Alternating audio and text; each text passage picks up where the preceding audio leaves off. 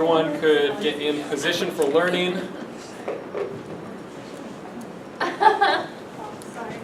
That's okay. All right. So today we're continuing to discuss our essential question, what debates echo throughout history? And we're all familiar with this because we've been talking about this every day for a while now. And today we're focusing specifically on a certain debate that is very important to the United States. And this is our target for today. All right. You're all going to be able to say this at the end of today's lesson.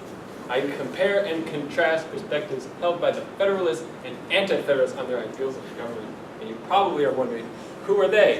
And that's what we're going to talk about today. Comparing and contrasting, can anyone refresh what comparing means? When you compare two things, what are you looking for? Mary? Talk about how they're the same. Yeah, you're looking for similarities for compare. And you touched on the other one, contrast, which is the differences. So you're going to be looking at where these two groups shared ideas and where they, butted heads. Why do you think this is related to our essential question? Anybody? Any guesses? There's a debate when there's comparing and contrasting. Yeah, debates are usually about comparing and contrasting things, yeah. Because the debate is probably still happening today. Yeah. And I'm assuming now it's a How long so? time ago. How do we see it today? With the ideals of the Federalists and Anti-Federalists, those ideals still exist and they're still in opposition of one another. Yeah, we see it every 4 years, basically. Every time there's an election, presidential election, every 2 years, every time there's a congressional election. So we constantly are talking about this same idea all the time. The way that we're going to figure out these things is by filling out a chart like this.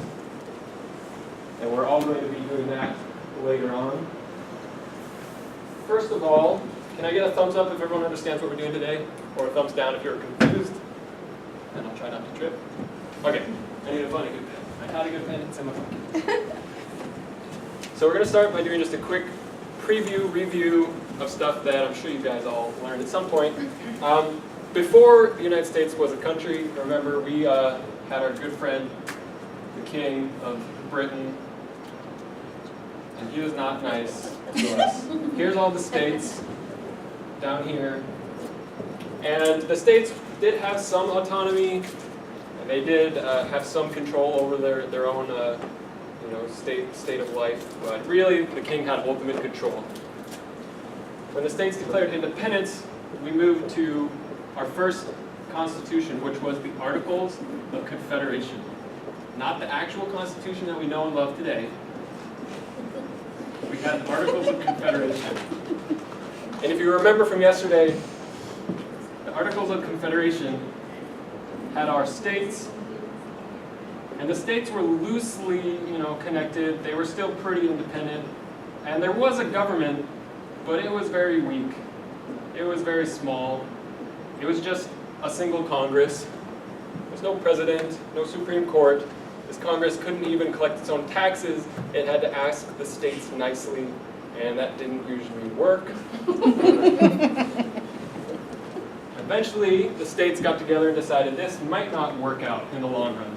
So they eventually came up with the Constitution. And under this government system, the states are still, relatively independent of each other, but you have a much stronger central government. And this government is not just a single Congress, it has the three branches. Who wants to shout out one of them? Judicial. Judicial. Executive. Executive. Legislative. Legislative. Great. So you can see how this has progressed to a much stronger federal government compared to the states. Now, the Constitution, the form of government created by the Constitution, I'm going to move where there's more space. Over here. Sorry for moving around so much. This is what we call a form of federalism. Sorry about that. So federalism. And federalism is a form of government that's mixed It's a combination of the strong central government and the independent states, the regional governments. So what we have today is a federalism sort of government. Now this word is good to know because now we're going to talk about a federalist. What do you think a federalist would like or be in favor of? Federalism? Strong Yeah, union. they like federalism. They like the Constitution over there. What about an anti-federalist? States' rights. States' rights, they preferred states' rights compared to what? A strong Compared to the central Constitution. government. Compared to the strong central government. Yeah. So you can already see where this division is developing. One other thing about the Constitution is because these two groups were fighting, we got the Bill of Rights. Can anyone remember what the Bill of Rights is? First 10 amendments to the Constitution. First 10 amendments to the Constitution. That's right. And this wasn't part of the original Constitution at first. In a sense, this was actually just a compromise. And that's something you guys are going to get to talk about. All right. One last thing. The country we live in isn't actually a real democracy. I had to break it to you. It's a democratic republic. And what I mean by that is we elect people to represent our interests. We don't, do all the governing ourselves. Some may wish to do that, but in reality, I vote for my mayor, my governor, my senator, my president, in the hopes that they represent what I like. And so we live in a democratic republic, not a true democracy. I hate to break your dreams like that. Yeah. All right, so back to our question or our target, comparing and contrasting. So now that you've kind of got all this good information in your heads, we're going to make a chart like this. I would highly suggest everyone get out a piece of scratch paper or get close to a buddy who has a piece of scratch paper and copy a chart similar to this, or use your own format. I think this is a pretty good format, but I'm biased.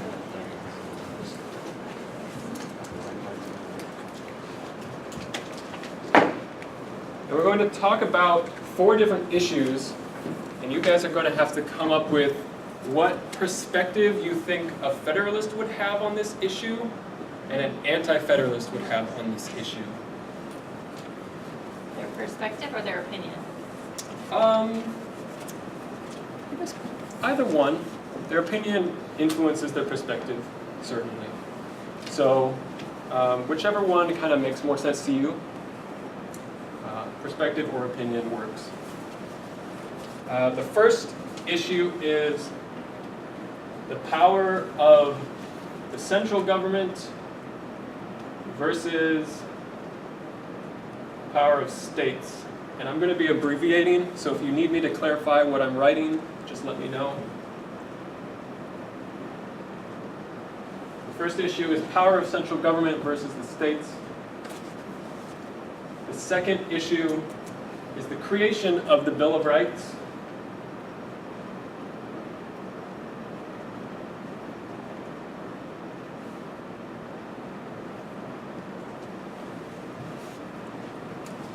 Does anyone need me to go slower? Are we good? What do you mean by creation of Bill of Rights? Like, The fact that it exists at all? at all. Okay.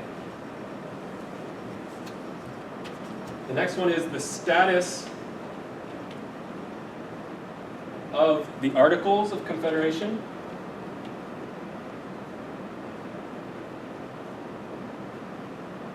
Because those were still around when, the Constitution was being discussed. So what's going to happen to the Articles of Confederation? And the last issue is the size of nation versus the size of government. And this is really low, so you guys far away might not be able to see it, but it's the size of the nation versus the size of government. And we're going to walk through that last one together. That one will be somewhat tricky. I'm going to pull up a map of the United States. And while I do that, Does anyone know where historians consider the birthplace of democracy? Greece, Greece, yeah. Can anyone be more specific than just Greece? Athens. Athens. That's right. How big is Athens? Not very big. Not too big. It's just a city. It's a city-state. Very small. Let's see. Oh, I want. Oh, yeah. All right.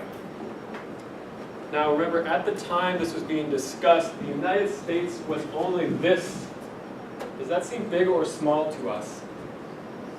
Small. Yeah, not very big. Because we think of the United States as the whole thing. What we know is the East Coast all the way to the West Coast. But to them, it was just these 13 states. But you also have to remember, compared to Athens, what they're attempting with the Constitution, a democracy, had never been done on a scale even this big.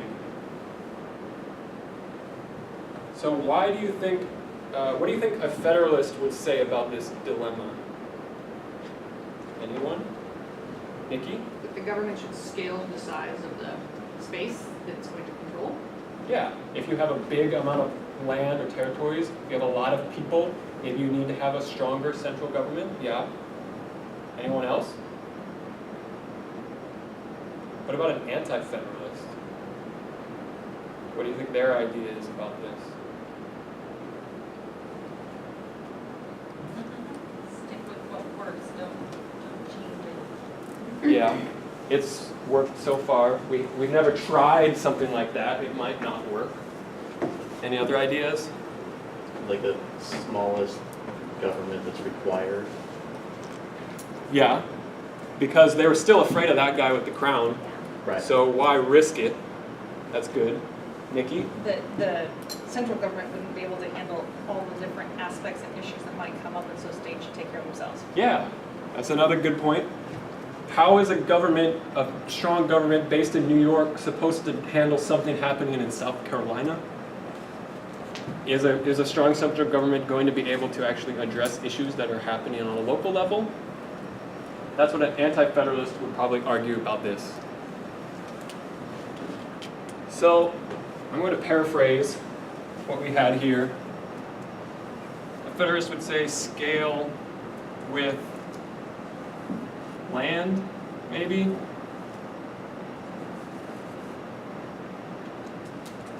An anti-federalist might say scared of tyrant. Local level issues. Local level issues, maybe an issue of a strong central government might not be as responsive. So, central government not responsive.